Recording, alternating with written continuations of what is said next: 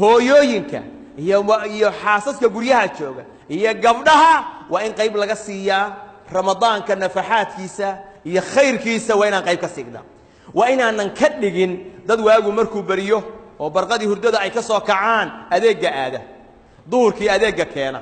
duhurkiina u fariista diyaarintii afurka qoraxduna ugu dhacda afurka diyaarintiisii afurka markii la gaaro oo la afurana qof waliba meeshuu cunada ku cuno ku dhergiyo iskaga dhaco habeenkii marka taraawiixda soo tugatay guriga u tagtid gabdhihii iyo hooyooyinkii iyo wiilmihii oo qof walba waxa weeyaan meeshiisu iska fadhiyo oo qof jamaaciya taraawiix soo xaadira oo najir waa nasiib dar barakallahu fiikum juhdigiina ku mashquulinina cuno samaynteed iyo kala diyaarinteed iyo nuuciyadeeda ha ku mashquulin wax yar baa kugu filan cibaadadana waxa u fiican wax yar dhaqaalahaaga beeqaami oo masaakiinta uga faa'iideen